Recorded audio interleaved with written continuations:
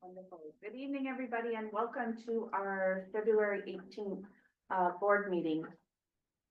And I, Janet Beal, would like to recognize the territory which I love sitting on, which is the Simpson Spelliac speaking people, where I get to live, work, not so big work, but work, and enjoy my surroundings and feast with the people I love. Thank you so much. Could we have an adoption of the agenda? Thank you, trustee Dalton, seconded trustee Meyer. Anything to add? Wonderful. All in favor? Great, so moved. And you, Samuel, presentation. Thank you, Madam Chair. Tonight, we have with us Principal Andre Michaud from Pine Ridge Elementary School. And she is going to be presenting on emotional self-regulation and mindfulness. Perfect. Nice. All yours, ma'am. So I'm gonna stand up so I can see my Please, presentation. So, thank you. So mindfulness and self-regulation. I'm signaling to the next. To the next. So just a little bit of background. I've been in the business for over 30 years, not aging myself. And the kids that are coming to us, the world has changed a lot, and the kids that are coming to us have also changed a lot. And students are now having a lot of anxiety and a lot of needs that we didn't have 30 years ago, or that we were not acknowledging 30 years ago. So maybe that's a better way to say it. So we have a high number of students in our school that need a calming space and a safe space. So at Pine Ridge this year, we have been working really hard at organizing a space for our kids. And that's a space where they can go and to help with self-regulation, and that they can return to class and have minimal interruption to their learning and to the learning of others. So we decided to name the room the Ocean Room, and the reason why we picked this name is because sometimes the ocean is calm and sometimes it's very tumultuous. So our room this year has a work in progress. But one thing that needs to be done is that it's open to all of our students. The only thing is that they need an adult to go with them, and that can be their teacher, that can be myself, that can be an EA in the class. As long as we have a teacher that can accompany there to make sure that they're safe, it's open to them. And it has been already used a lot this year, and it has been a wonderful place for our student who needs movement and also who needs calming. So there's two sections to our room. So the little piece of fabric that I passed for those of you sadly who are joining us from Zoom. So what does it look like inside of the room? We have this popular sparkle wall. So this is the sparkly fabric that we can move, and that there's a wall that's 8 foot by 4 foot long. So if a kid comes in and they're very like dysregulated, like they like to move there, and it's very calming, and they don't have to be there very long. They normally go to this room like 5, 10, 15 minutes, that's it, and then they go back to their work. So that's one thing that they can find in that room. And other things that they find in the room for the kids that needs a little bit more movement, there's a trampoline. The fishy chair is actually a spinning chair, and some of our kids needs to spin. I would get sick myself, and there's a squeezing pod that some of them just like that squeezing sensation. There's the big roller in the corner. So that's kind of the area where they can move a little bit and get that extra energy out of them for some of our kids. We also have a very calm corner. The chair that is there has actually have a full lid that they can, like it's called an egg chair, and they can totally be, and some of our kids, when they're upset, and they need time before they can talk about what's going on. They just go in there and flip the lid. And and there's in the corner of that calming corner that we wore where the chair, there's one of those fish tubes that's the lava lamp that move, that's very relaxing to look. And there's also an hiding place, like that's completely, it's closed, but kids can move and do activity, but in opposite to the head chair where they're very by themselves, they can still move, but they're a little bit more hidden for those that need just that time. So this year as well, one of the things, so I'm just going to backtrack a little bit. So the Spirit of Healthy Kid Challenge, every year, the Norton Health and the Prince George Cougar and the Spirit of the North Healthcare Foundation invite school in Northern BC to design a challenge for their school. Last year, 28 schools took part, and we took part at Spine Ridge, and we did a physical challenge. We collectively, all students daily for 3 weeks walk, and we walk over 1,500 kilometers, and our goal was to loop around BC. And we won the challenge last year. So just plugging that in, which was great because we won $5,000. So this year, because we have focused so much on the mind and the calming and everything, when the invitation for the Spirit of Healthy Kid Challenge came here, which is our here too, the challenge that we designed is focus on self-regulation. So over the course of 3 weeks, the entire school, we split primary and intermediate, and we met in the gym before and after lunch. And we turned off the light, and we had little lantern around the gym, so it was kind of dim light. We had yoga mat, and the kids practice meditation and yoga and breathing. We call this time mindfulness time. So it was really good. Just hold on to this, or you can stay there. So we did not quite know what was going to happen when we did that, because you have to appreciate that there was 60 kids at the time in the gym, and that we're asking them to be quiet and to focus. And on day 1, they walked in, we gave the rules, and that was it. They just did it. And the rule was also that as they exited the gym, they were not allowed to talk until they were back to their classroom. And from kindergarten to grade 5, they were so dedicated to this activity. It was beautiful to see it happen. We used a resource called Peace Out, and those are videos that are already pre-made, and they're from anywhere from 2 minutes to 15 minutes. And it's just basically always the same format, that it's a lady, Jamie, who introduces herself and who start by calming the kids, and then she tells them a story where they have to visualize, and when they have like to calm and really think about it. And there's various scenarios. Some of them were like focusing on the senses, some of them were like you are like your favorite places and so on. But it was story. So we did that every day for 3 weeks. To move on, and that's it. So this is the comment from one of the students. I'm hoping you can play. Can you play here? Will it play? And will we hear her? There should be a video. It was working at my school. I don't know. She was talking, it was cute. She gave me permission to use our videos. Kind of calming, and I like how it told us the story. So I asked her what she felt about our mindfulness time, and the kids really knew what mindfulness time meant.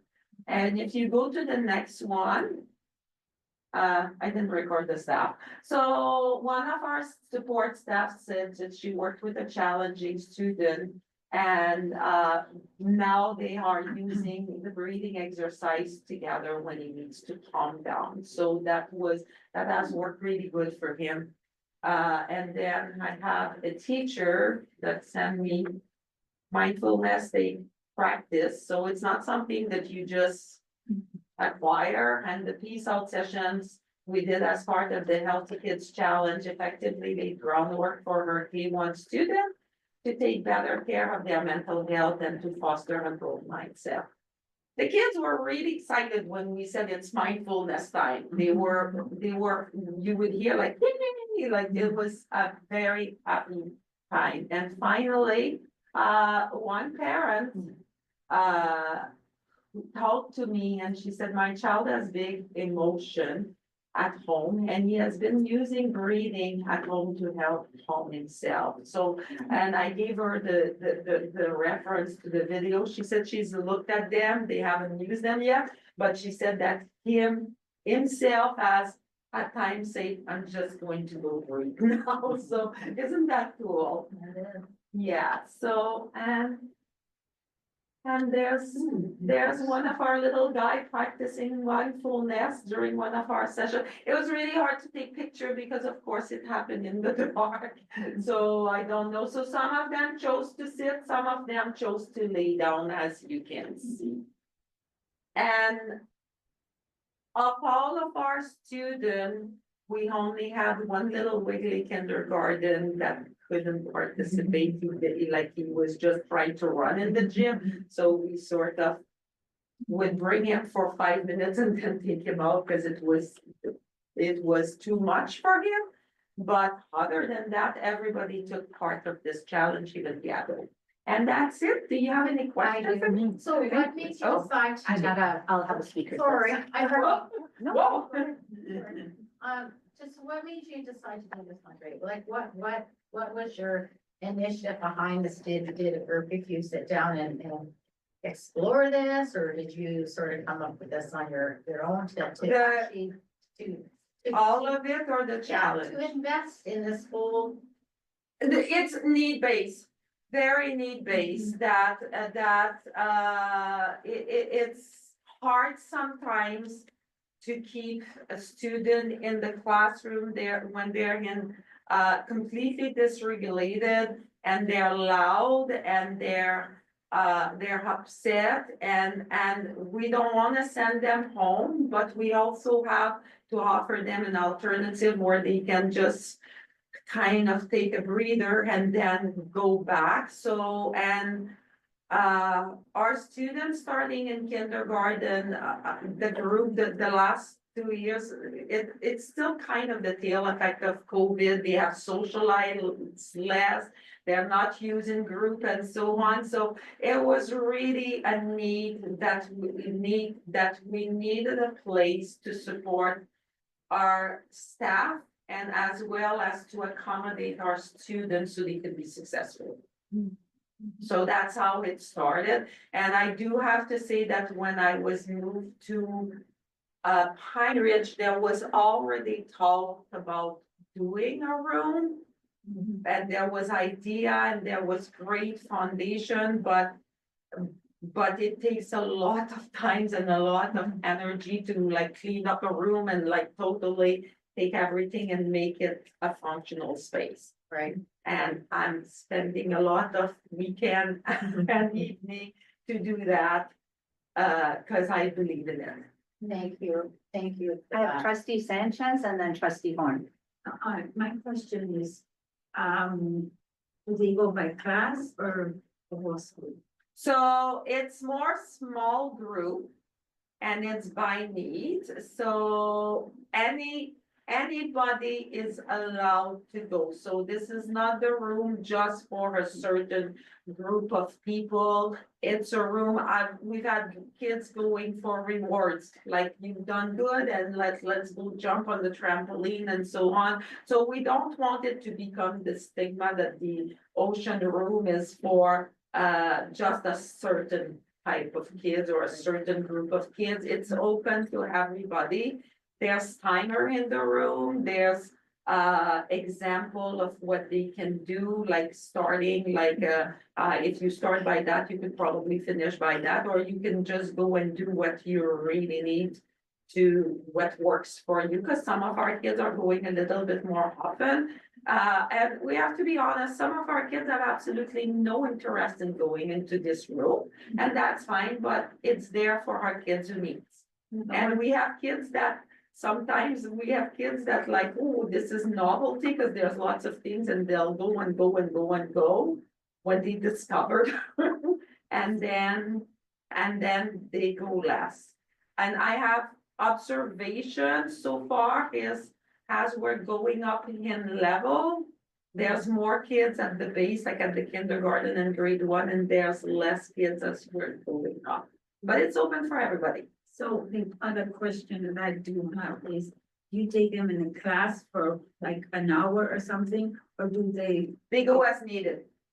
okay, but how do you get that? So, That part of going, so our classes, like our people in the class, especially our support staff, I've worked with our kids in September, and they're very good at recognizing, like, sort of like, you know, how, like, Andre is starting to be like a little bit there. She probably just needs to go and move, or just need to go and be quiet. So they will say, the things that happen, they will say to a student, like, how about we just go into the ocean room for 5 minutes, and we'll come back to this after. Or other kids have asked, can I please go to the ocean room? And they will say, sometimes they'll say, okay, sometimes they will say, well, how about we do a little, 2 more minutes of this, and then we'll go. So it's class, it's within the classroom base, the adults that are in there are recognizing the needs. Sometimes we have students that, like, straight in the morning, anxiety separation with their parents, the little one, and they're crying, and their parents have to go to work, and I'll hear it, and I'll just swoop by and say, hey, how about we go there, look at because there's the fish tank, how about we go look at the fish, and then they'll say bye to mom. And so there's always a teacher in that room. no, there's always, so we If don't, there's a student, though, there's an adult, correct? yes. Okay, that's. So there's always an adult with the kid in the room. There's never a kid that's left there alone. Okay, that's my question. Yeah, yes, never. They're always supervised. Okay. Trustee Horn? Thank you, Andrea. Excellent presentation. And I like the way you talked about when we didn't recognize in the past. But I do also know that with so much information now available to students, the mental health side of things is becoming a way more important. And so thank you for working so hard on doing these things. In fact, teach the students what they need to get through their life in a happy, healthy way. And also the fact that you give teachers support and permission to use these tools with their students. I think that's, both things are fantastic. And the fact that you've entered into these competitions, and those things are all good that you've been doing, are all good for our mental health. And I'd just like to say thank you very much for your effort. Welcome. I would also like to acknowledge the work that was started by Natalie DeMille, a student from Charles Hayes last year, because some of the tools that we got into this room was through her grant writing. And Natalie really wanted to be involved in the creation of the room, but she has moved to Ottawa. But I've been in contact with her, and every time that I paint something or install a wall or do a new corner, I take picture and we text her and I send it to her, and she's pretty delighted with all of the progress that has happened in that room. And part of the Spirit of Healthy Kids Challenge, although I really doubt that we're going to win the challenge 2 years in a row, because it's such a big sum of money that they would get. I don't see them giving the same school 2 years in a row. But we have, when we design our challenge, we have to say that if we were the winner of the $5,000, what we would do with this money, and the money would go into getting more for that rooms, like we want to bring plants in there, like fake plants so they don't die. But we want to bring a little bit more like nature and things like that into that. Because of course, everything costs money, so there's that too.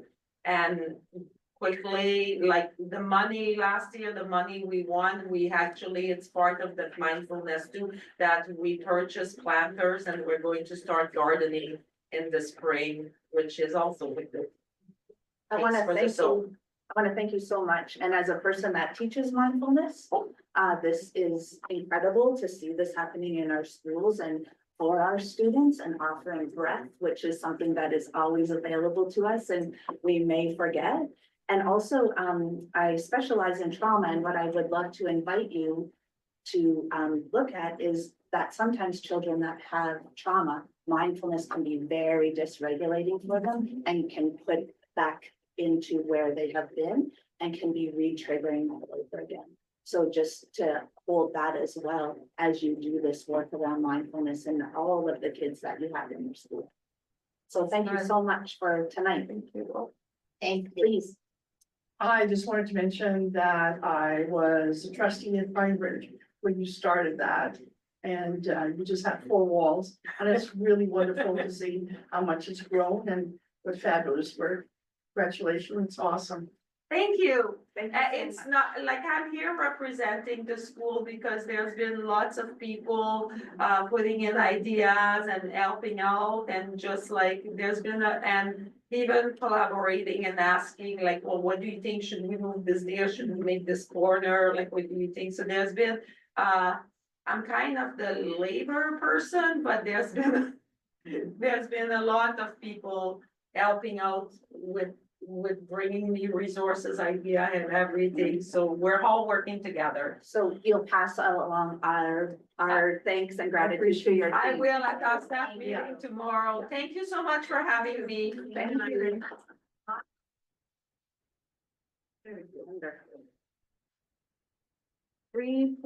Approval of the minutes of the open board meeting held on January 21. Trustee Veal, seconded trustee Dalton. Any questions, comments? Okay, all in favor? So moved. Thank you. Item number 4, necessity of closed meeting and agenda. Mover trustee Veal, seconded trustee Meyer. Any comments? All in favor? So moved. Addressed to the board, we have none. Again. Copy to the board, 5.21, wishes of the board. Trustee Veal, seconder. Trustee Dalton. Would you like to speak to that? I know, it's very self-explanatory and really has little impact on us, so I just don't feel it. Thank you. Motion on the floor to receive and file, all in favor? So moved. Thanks. 5.2.2. Wishes of the board. Trustee Meyer? To receive file.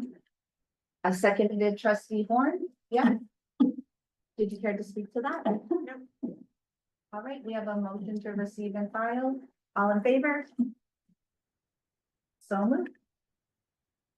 Superintendent of Schools report. Thank you, Madam Chair. Our first item is 6.1.1 field trips, which is on page 12. Road. Yeah. Any questions? Not seeing any? The first time in all my years here that there's somebody with fun. I was gonna say. It's only a whole page, so, trust me, kids are getting out. Teachers are running excellent programs out in the community. And often you've already approved them in, right, they're getting them in November and December, so. Next is enrollment, and for that, I turn online to Sandra Pond. Thank you, Madam Chair, Superintendent. There is a graph on page 13. The usual graph that we have been looking at over the last few years. And as of January 31st, we had 1,811 students. And which was up from 1,810 in December. We just did our 1701 count, so Enrique or Mr. Vasquez is probably wondering why it's 1,811. And there's always a there's always a little bit of discrepancy there, but I'm thinking that it's probably because of our international students. It's a little higher than what our 1701 count says, because 1701 count is for students that we're funded for, so. Any questions about that? Not seeing any. Thank you.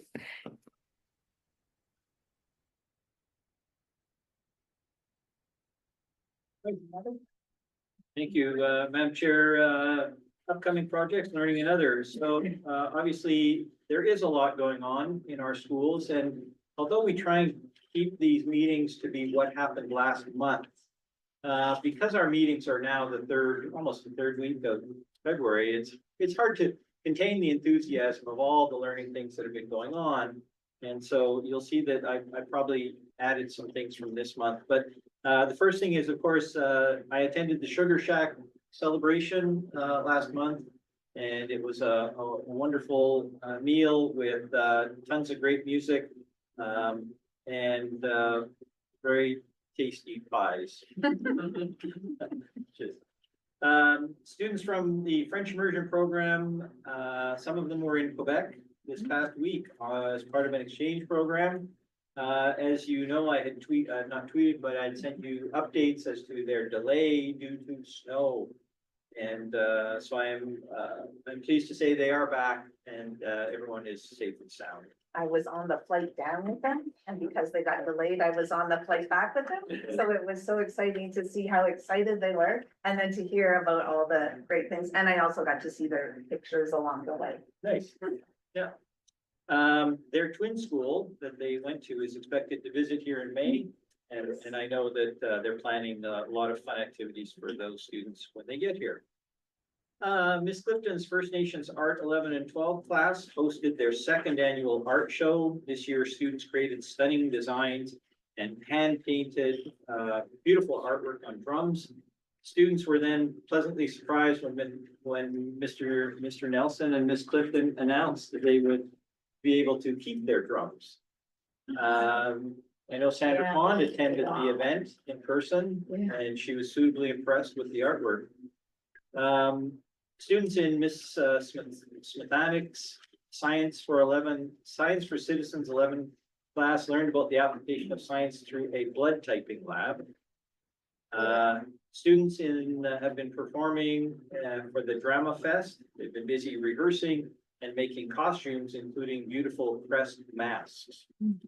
Cam Hill from Hartley Bay donated clams to Charles Hayes, and his former teacher there, Mr. Jans, who's now at Charles Hayes, taught the students in Miss Offutt's class how to shuck and clean them. Oh, nice. Two students from Prince Rupert Middle School, Cassidy Nelson and Emery Russell Hooker, auditioned for the Canadian Junior Honor Band, and they have been I accepted. know, isn't that awesome? Yeah. Oh, yes. They will receive a master class from a University of Lethbridge instructor and a couple of full band rehearsals via Zoom. They will then record their parts, and a video will be released on Monday, Music Monday, May 5th. That's awesome. So Awesome. So cool, if right? we get permission, we'll certainly send that out to everyone. Literacy Week at elementary schools includes book tasting events, Not sure. Facebook conversations around literacy, and many schools had book swaps. The All Native Basketball Tournament has now concluded. Many of our students attended as part of their cultural understandings, and it wasn't just to go watch basketball. So just so you're assured that. And classes came back very thrilled with the level of basketball that they saw. And it's still hard to get tickets to the closing ceremonies, try every You year. have to buy a All right, pass. Is that how you get, okay. Indigenous Implementation Day, again, this is another February event, on February 14th, we had Dr. Dustin Louis was here. From UBC, Leona Prince from the Ministry of Education, Pam Hill, wonderful presentation, much like the extended version of what you had, last month. Very well received, and one of the students named Lauren Leask. She actually did her capstone, which is right, your cumulative project, personal learning in front of everyone. It was like, wow, this girl, she knows where she's going. So art and Somaliac language were her themes, and she definitely wants to teach, which is, Wow. she will be. What a bonus. Yes. She's Laura's girl. she's- Oh, okay. Flashlight reading nights at some of our elementary schools. Students came for a fun night of reading by flashlight with lots of snacks. Pine Ridge, as you saw, is doing some exciting things today in our Yes. presentation. And they're continuing with their Spirit of Healthy Kids events over the next few weeks. Now for early learning, Susan Cobbs reports that the kindergarten registration party at Conrad School on February 4th was an enormous success. 11 students registered for kindergarten.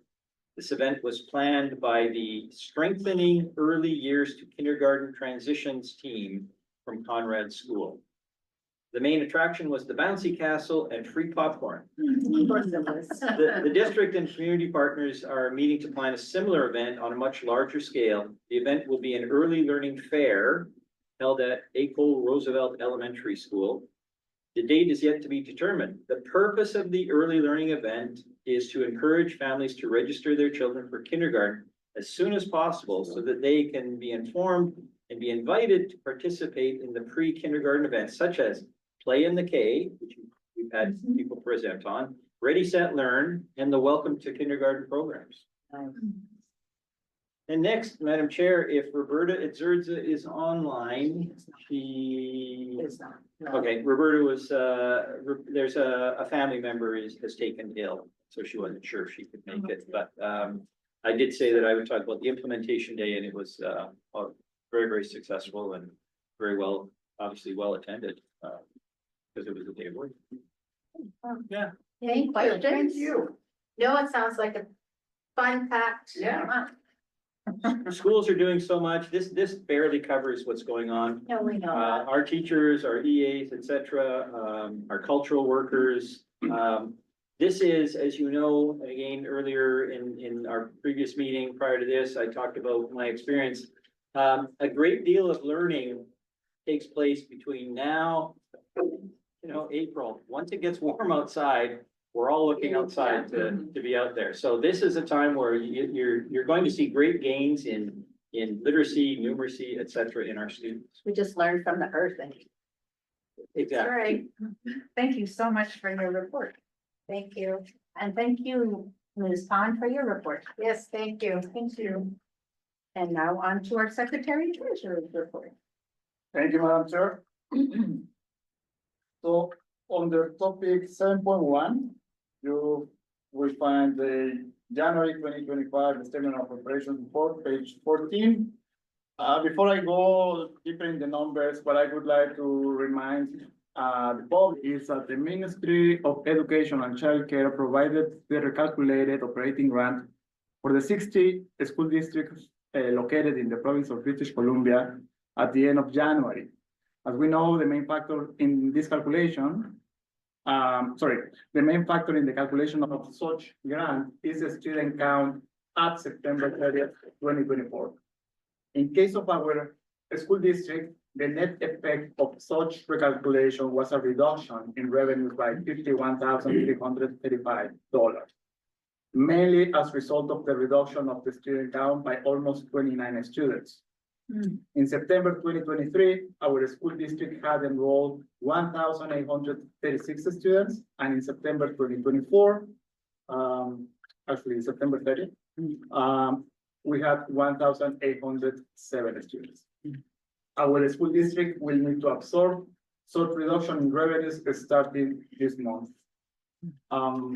So that is normally that recalculation of grants happened in December again because we had a change in government that happened now in January. Now, looking into the financial statements, again, this is related to the general operating grant. We see total revenues showing $100,000 higher than expected, being 40.8 million. And total expenses, we see total expenses of 15.1 million, which is $95,000 more than expected. However, the net effect at the end of January is a positive balance of $11,273. So I will, I don't know if you have any questions about this information. Okay, so I will. I just have a question that maybe the public has as well. This other professionals, I just would think that would be an item that you're saying. Oh, yes, mentioned to. for sure. So basically, I have been spending some time on analyzing this number. And at the end, what happens is the assumptions that we're using budget in the preliminary budget are not the needs of the school district. So it's something that will be, or I'm working for the amended budget, which will be presented in the next meeting. Yeah. But yes, for sure, I'm working on the control of that item. Thank you. So if I'm hearing that correctly, is what we thought the needs were when Exactly. we created the budget? The We're preliminary seeing that the actual, we have more needs than we thought. Exactly. So what I have been doing is an analysis of ensuring that the expenses that we see as actuals are correctly recognized. Thank you. And yes, I don't see any. I think it's more with the budget assumptions that were used in. Thank you. Yeah. Thank you. So it's okay. We talked about this at the finance meeting as well, and it does alarm me, that we were not looking very well in that department, unhealthy in that department, so. And we have no wiggle room.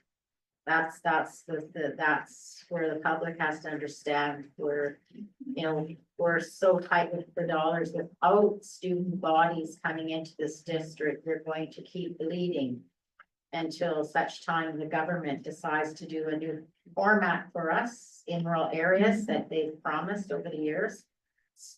Stemming back to the present government, where they decided that they would look at formulas to offset the cost to higher areas for the province, which is, north of Hope, because of the cost, right? So, we can only hope that the government recognizes that, the need is there for this money for areas that pay higher costs than the lower mainland.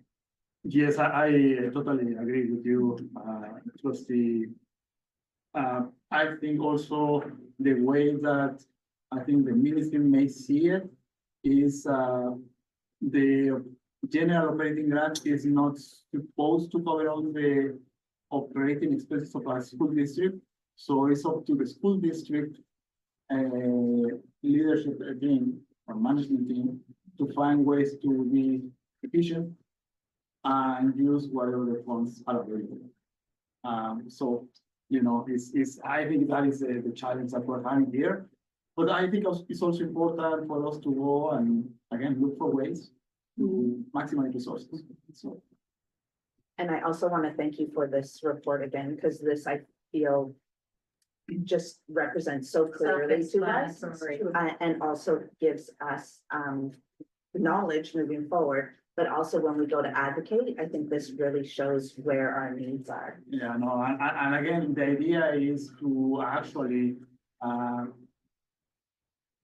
a better understanding about the revenues, right? Because at the end of the day, the main grant that we're receiving is the general operating grant. So if we don't know for some reason what is that amount that we're talking about, it's hard to then project the financial result. I think by now, as I said in my previous meetings, is now I know that, and this is I think a proof of what I was saying earlier. You know what? After the recalculation is done, that would be the biggest effect that we're going to have in that revenue. That I'm talking about the very first row in our statement. So we know that, right? We know how much is going to be the total revenue. So there is no magic here. And we have this amount that we see in the annual budget, the preliminary annual budget, that will change. Why? Because again, that was budget. But in the other slides, the next slides, you can see the projection was 27,087 around that number. And now I'm showing in that slide the reduction of the 50 plus $1,000. So the reduction is immaterial, you know, for the if you compare, it's technically immaterial. For us, it's immaterial. It's material actually, because it's, you know, $57,000 means books, means many things for our school district, right? That needs can be covered for the students. But anyway, so I think it's again part of the work that I'm doing is to identify those areas where maybe there is not maybe misunderstandings, and again try to be more efficient with the resources, maximize the resources of them. I have trustee Horn with a question for you. Thank you, Madam Chair. Enrique, you've now been with us for 6 months, so we're through into January. I'd like to say that I thank you for blessing us with your presence in our district. And you have acted very professionally in every time I've dealt with you. And you seem to get along well with our other staff, our other fantastic staff. So thank you very much for that, and the fact that you answer our questions when we ask them in a great way. So thank you very much. Thank you. But 3 months, hasn't it? Have been 3 months. 3 months, not 6, But 3. counting. Oh, 3, whatever it is. I thought I entered a time warp. Thank you. You've done so much work, it's You've like done 6 3 months. months, you've been here for, it seems like a year that you've been here. It feels like a long time. Wow, thank you. The only thing I can say is every time I talk to you guys, I really, motivate me to do my job. And, working with Andrew, with Sandy, I do believe that we have a great team. And it's a matter of trying to do our best for the students, for the community. But So. we were blessed to get you, and we knew that right away. It's true. Thank you. And if you don't mind, Madam Chair, I will open the floor for the trustees regarding point 7.2 and 7.3. No, So 7.2 Operations Department report. Any questions? Oh, actually, on the monthly report, Mhm. I do have a question of both the boilers. I'm not gonna take up so much time, but the 4 boilers, how many boilers in Roosevelt? I do believe I think we used to have 5. but Roosevelt, it again, says you're gonna have 4 boilers. Where did I just read that? if you would. Oh, we're preparing for 4 new boilers, which will be installed February 14th, 17th. Is that in various schools?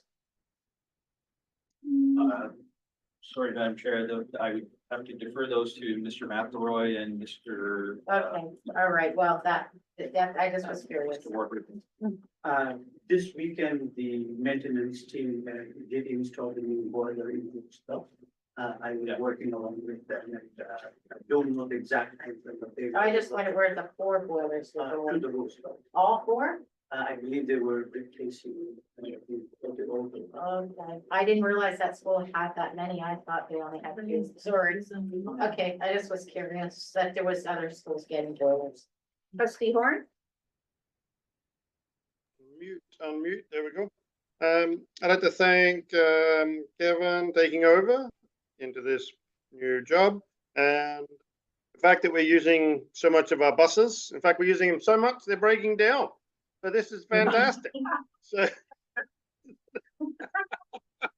Goodness. Oh, my. Oh, my. Thank you for that, Trustee Horn. Any further questions for this report?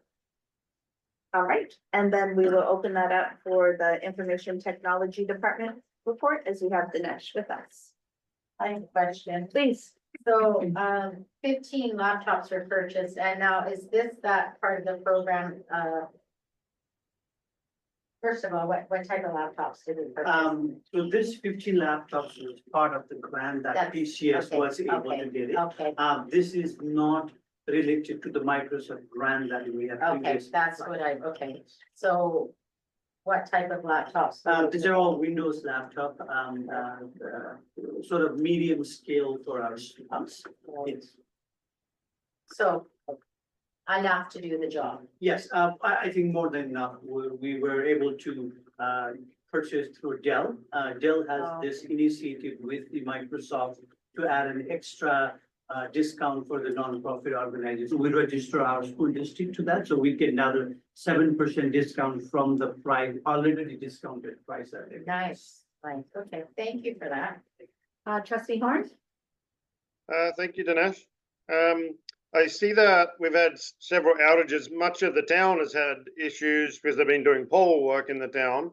And so anytime we're losing power, we're having issues with IT. But you're reporting that we have not had a lot of trouble with it and that you've been doing a lot of upgrading of switches, firewalls, and infrastructure. So can you say how well what you've done as upgrades has helped us with that kind of situation? Yeah, thank you, James.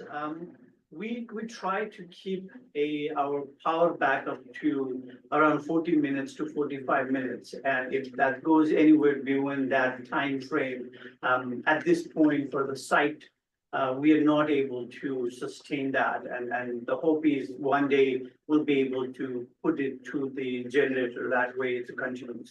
But for the main location, we have two couple of large power backups that last almost hour to 2 hours.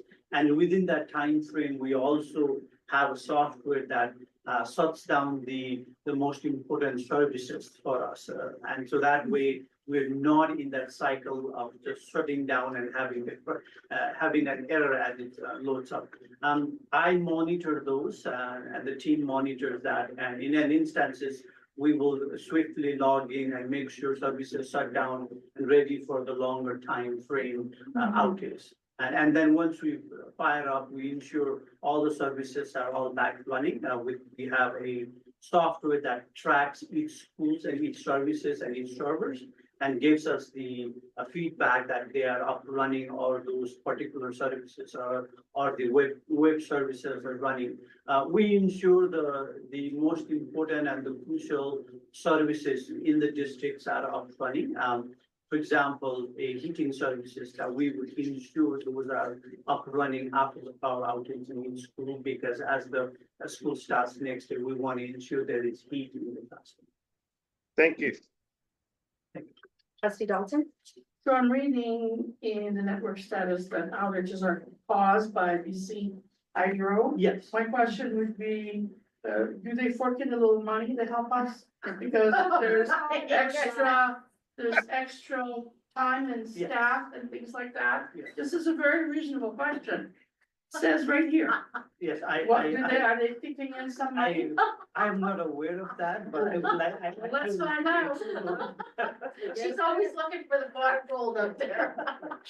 But in fact, it is not a bad person, actually, it's excellent, it is a good way to project to the BC Hydro. Wow. This is, The- this was they're a causing- serious question. Yes. Because they're causing a lot of people, a lot of hardship, that are Right. blowing Yeah. a lot of things, right? Thank you. You You're better very call welcome. them tomorrow. I shall. Any further questions? No. No, he's just having a Talk to your, chuckle. your secretary treasurer. who's Trustee looking- Horn, did you have another question? No, he just was having a chuckle. Wonderful, thank you. School fees and deposits. So, I just received a message that, oh, please, Can I show that? oh, yes. That, each school should read that K-2 is 35 and 3 to 5 is 40. So if you would just note that adjustment on your sheet. Okay, Well, we had that this very probably. The Portage and Whatever it the is, Full Roosevelt. Roosevelt, they should read the same as the top. Oh, sorry, I didn't see that. And then, if you flip the page, you'll see Charles Hayes fees are on the back. Right. Is there anything that we need to do for this? You have It's to, just, we have to make a motion. that, I know it's not in. Wishes of the board. Trustee Meyer. Make a motion to accept the school fees. As it. A I'll seconder. that. Trustee Beal, did you care to speak to that? All right, we have a motion on the floor to accept the new fees as presented. Trustee Horn? Sorry, you're still muted. There we go. I know. I was just trying, something came over top of it. I couldn't find it. Can you tell me, is there been a change in the school supplies fees deposits since the last school year? Yes, What are those numbers? I believe that the fees have increased by $5, is that correct? Yeah, they're $5 each one. Yes, $5 each. Thanks. Thank you, Tamara. There's been an increase of $5. Okay, thank you. Inflation. Any further questions regarding school fees?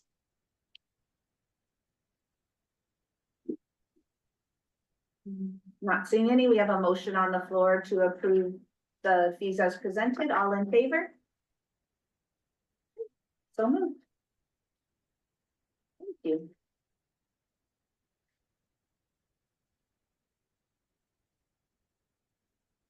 Finance and Building Committee. Trustee Meyer? No, there's nothing. Alrighty. The framework for enhanced student learning. I know that we haven't met, however, I do believe that Ms. Pond will be sharing information with us. Is that correct? Thank you. Yes, Madam Chair, this is my data moment. A framework for enhancing student learning data moment. And this month I wanted to focus on the 23-24 student learning survey. This survey takes place every year and students are currently doing them in their schools. It's grade 4, 7, 10, and 12 students that do the survey. Also, their parents are able to do the survey and staff are able. We've selected a sampling because the survey is quite large.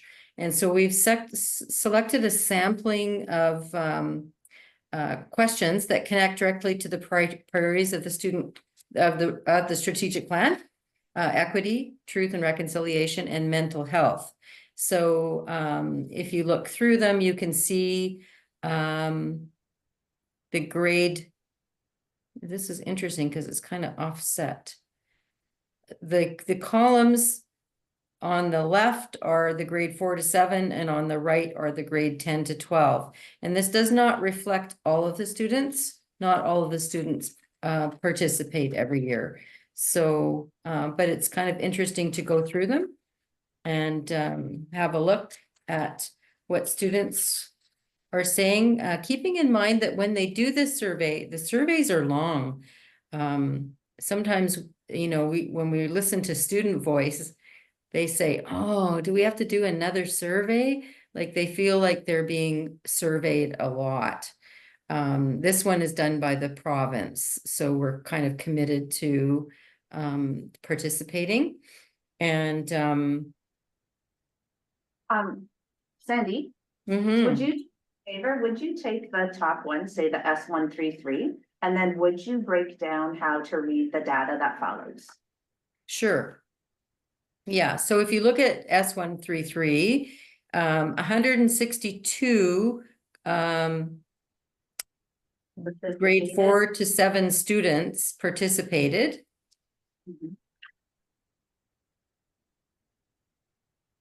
And 19.8 of them had a positive response. Then for the then it shows you the difference from the previous year. So it's up 7.5.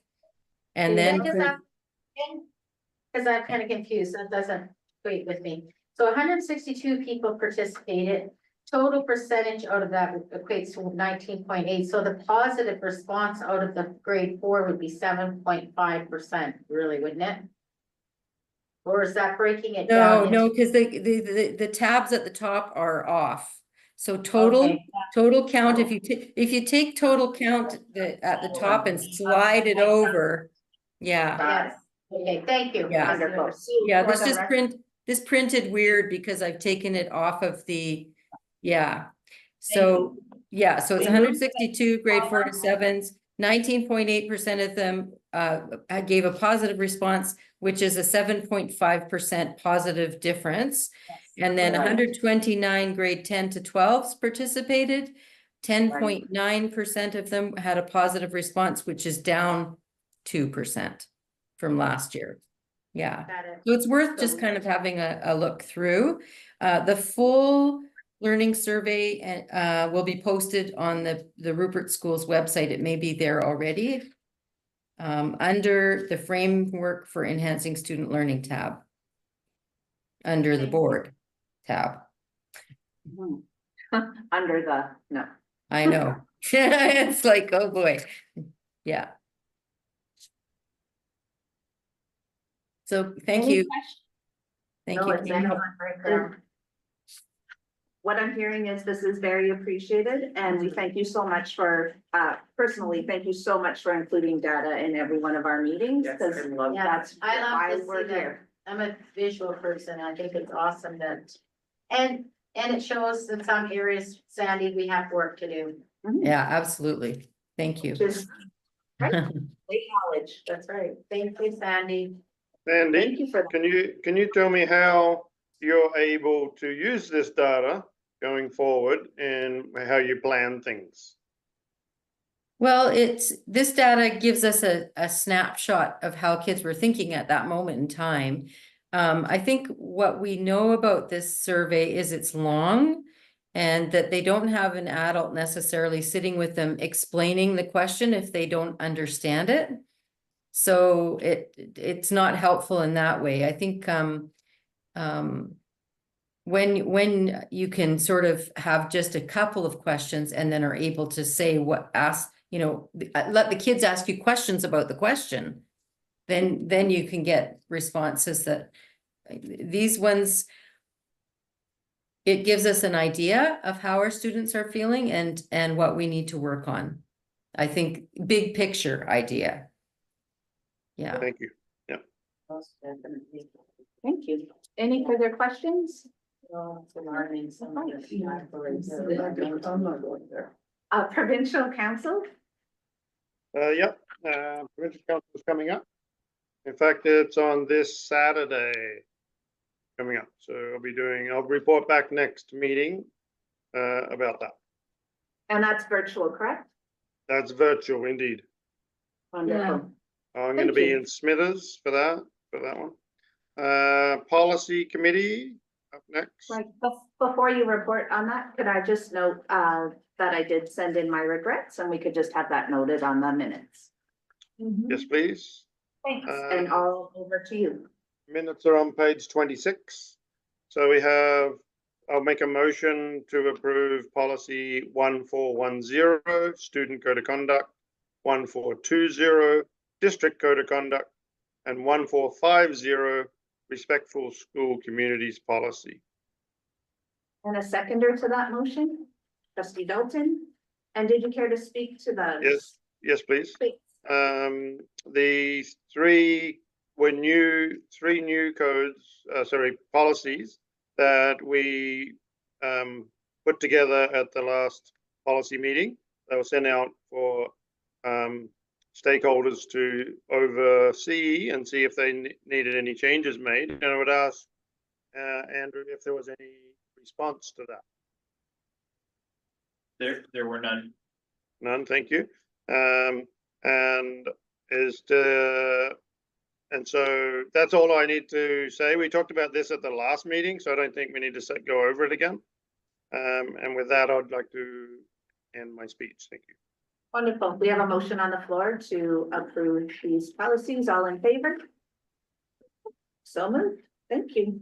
And then I'll make a motion that we send for review policy 6110 vision, mission and foundation principles policy.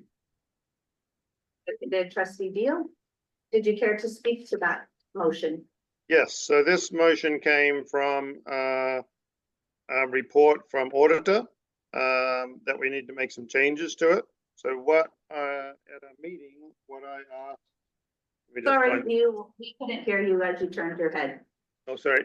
Let me just find the pages here so I just say the right thing here. Next one. Right here.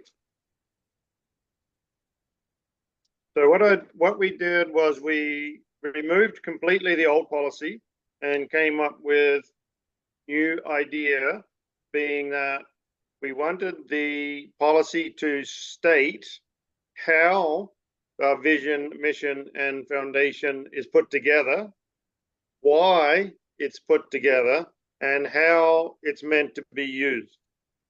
And so that's why we have these statements in the policy that the board can see, and all the regulations go along with it. I have a question. Yeah. The first paragraph, second sentence. Is the repetition of character meant to be there, or is that an error? Sorry, where is that again? First paragraph, Yeah. second sentence. Second Is sentence? These statements reflect the unique character, of its community. Oh, yeah, there is definitely a error in wording, which I would ask staff to fix. Thank you.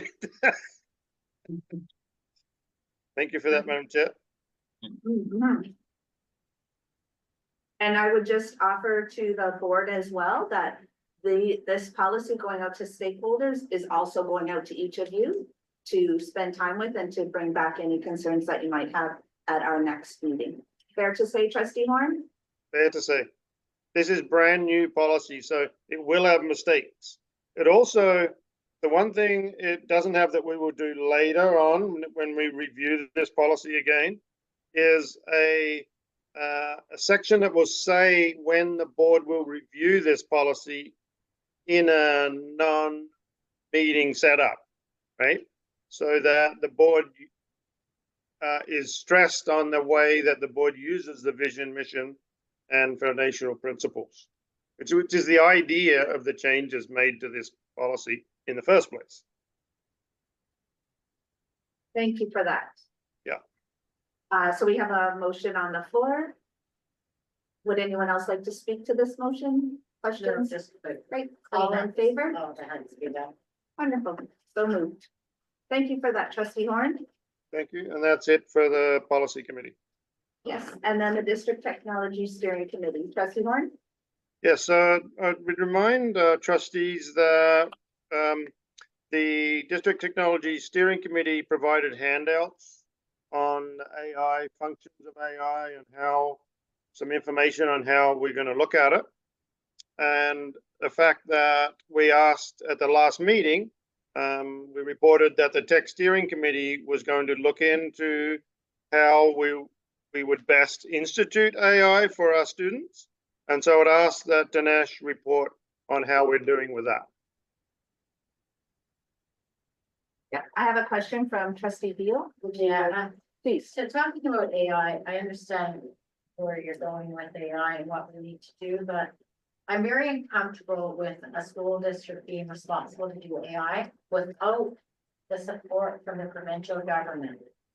That is the mandate of the provincial government to ensure that we're following the proper guidelines, ensuring that kids are not. I mean, the more I look at AI, the more scary I get, because there's so many people out there that's changing people's body images, their faces. There's a whole array of things being like that's happening. So I would suggest that we don't spend a lot of energy on AI until the provincial government mandates us on what they want us to do. That's my personal view. I don't know what the rest of the board feels, but at this point in time, we will be going off to our meeting in April, and I think that we should maybe prior then write a letter to Minister of Education to determine what's the rollout for AI? What's the expectation? Thank you. I have, our superintendent, and then I have trustee Dalton. Madam Chair and trustees, I am on a committee with the BC School Superintendents Association looking at AI. I have a unique perspective because of my technology background. But I also know that the province is working on it. And it's a minefield right now because everybody's looking and seeing, well, what should we do?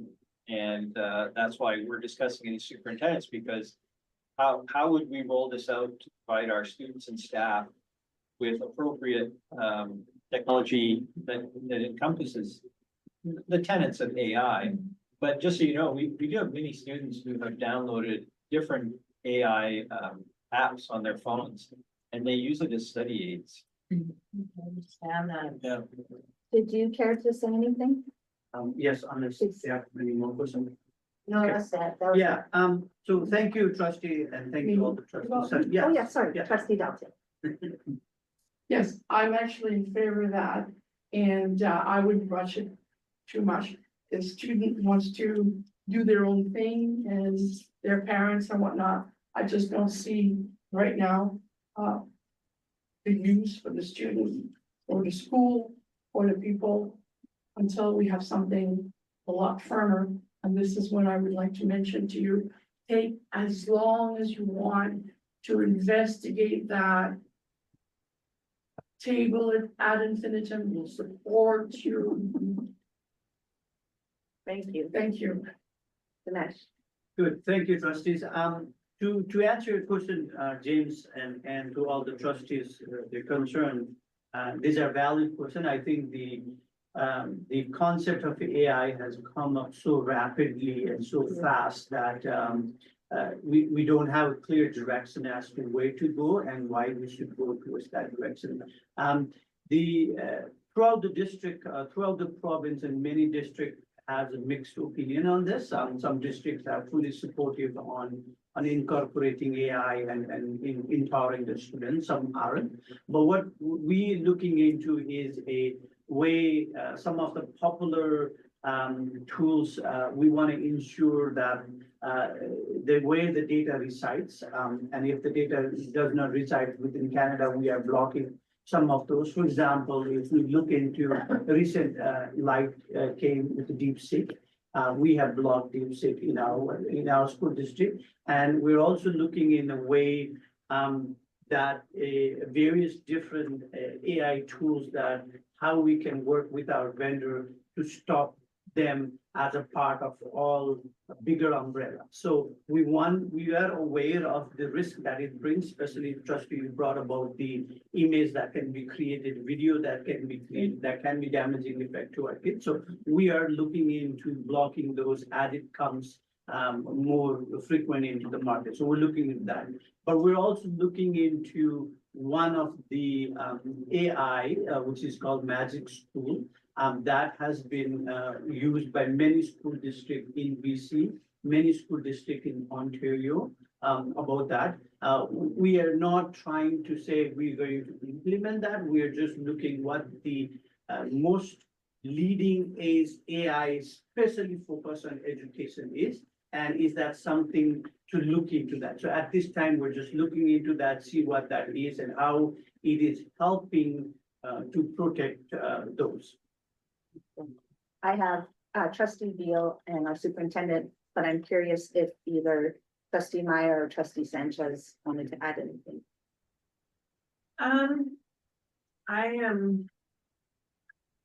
I love the idea of AI and probably on the other spec, I use it at work. I get the harmful implications of it, but I've sat through the last couple of BCPC meetings. They always, and I think our trustee academy as well, they always bring in people that talk about how to use AI in school and how to grade AI. maybe it was just the last meeting that I went to, they were showing, one of the school districts presented, and they would say, okay, we let them do this assignment, and we could say you could use AI level 1. And so like maybe AI level 1 is Grammarly, which is what my oldest used to use when she was in middle school to correct grammar, right? It's still an AI tool. And then maybe they were told to do an assignment using AI level 4, which is the highest. But then they had to go back and critique it and to back up and look for statements and to deep dive into it. So I wouldn't want to see AI not implemented, because I think it's a great tool. My oldest uses it in university to study, downloads books, and then says, quiz me on chapters 1 through 4, and it will quiz her, and it's a way that she studies, right? So I think there's like amazing things that can be done and horrifying things that can be done, but it sounds like, Dinesh, you're doing a good job at, flagging the stuff that can be detrimental to our students. But I would love to see us implement things that will help our students learn. Trustee, I just wanted to share, like, through my research, it mainly focused on American schools. However, my concern is when it's not implemented by the ministry, and we go and we implement something that could cause harm to others, we are liable. This American school, for instance, was a child, actually committed suicide. And so the school district in the States is on the hook for millions of dollars because they implemented something without the knowledge of their state. So when the state comes in and says, well, we can allow you to do this, what my concern is not the AI as much as what if we are not all on the same page in the school district and the province doesn't support it, something happens, is our insurance gonna cover us? That's my concern, is protecting the school district. Sorry. Thank you. Thank you. Right, so just to add to what Dinesh was saying is, we do have a committee with representatives on the tech steering committee with 2 from PRDTU, 2 from IOE, representatives from the principals group who sit on the tech steering committee, along with Trustee Horn, I believe is the rep right now. And this is a topic for them to start working on as well, because it is coming fast. I have staff asking, I have students asking, can I use it? It's like, well, I'm not blocking anything. However,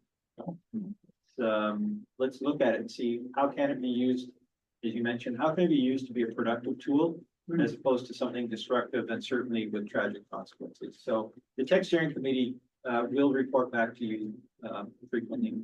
Okay, thank you. Trustee Horn? I like the idea that a couple of the trustees put forward, because the fact that we need to follow guidelines from the BC government, and maybe the trustees need to be expressing their view, because surely the smaller boards are going to struggle with any kind of implementation. Like, what do we do? Because we're such small boards and we lack staff to be able to figure this stuff out easily, right? So I would strongly suggest to the board that the board puts forward a motion for the AGM that does in fact speak to it, just to express what we're worried about from the board level, because it needs to be said in front of everybody, right? This is resolutions, right? Yes, Trustee Beal. Yeah, so are you asking that we put a resolution forward to, I would the- strongly suggest that we do something like that, yes. could we, Madam Chair, look at that at a working session, like take that offside and work on that, like how we can write a motion quite quickly, as I'm just saying. I agree with you. Thank you, James. I think it's very important that we cross our T's and dot our I's. Yeah. As our secretary treasurer warns us, we're broke. We can't afford. One more vote. He said, Limited. back up the card. Very limited, resource situation. It's all the washing, that's causing, right? Thank you. Does this feel complete? Yes. Yes. Yes, Trustee Mark. just also that I think the deadline for this year's AGM has passed for motions. I believe it's in February, right, James? If Yeah, I'm not I think you're right. I think we may be right around now, probably. Yeah, but we could just write a letter in the meantime to the Yeah. provincial government or to the Ministry of And send it to Education, all the other boards. right? And then Yeah. CC all the boards. I'll make that motion. Wonderful. So we have a motion to write a letter to the Minister of Education and Childcare To seek regarding, direction. to ask for direction for AI because it's Yeah. coming fast. And Yeah. then to CC all the other boards. Yeah. And the second I'll, is the motion. I'll second that, yeah. I have a seconder, trustee Dalton. And all in favor? Wonderful. So moved. Thanks. Does that feel complete for everyone? I think so. Yeah. Great. Old business. I have nothing. Okay, new business. I have nothing. Okay. Information items, as was shared, the provincial council meeting is February 22nd, and our trustee Horn will be present. And then we have the board chair superintendent Ciasbo and the partners meeting March 6th and 7th, and I believe the three of us will be present. Board of Education meeting is March 11th. Please note the earlier date due to spring break. And then we have spring break, March 17th to 28th. It is going so fast. And now we have 10-minute question and answer periods. Going once. Going twice. Please. Ms. Reagan. Hello. I just wanted to ask and see if Sandy would be able to let me know what the 1701 count, because she said there was a bit of a difference between the two numbers. You're muted, Sandy. Yeah. And I think we have them both. Madam Chair, if I can answer that, I believe that Enrique, and he can help me with this. Our February count was 1,807. And at the end of January, our count was 1,811, but that would include some of our international students who are not part of the count because the count is about funding. So, right, Sorry. we have a So- number of students who pay fees to come here. Yeah, so They're the staying with, yeah. what is the 1701 count? I'm just wondering what the difference is between the Well, two. one is all our students that we're funded for is the 1701 count. And so the number I'm giving you is basically all the students. Okay. 1,811. Are you not allowed to give me the 1701 count? No, it's 1,807. Oh, I see. Okay, Yeah, got it. Thank you. you're welcome.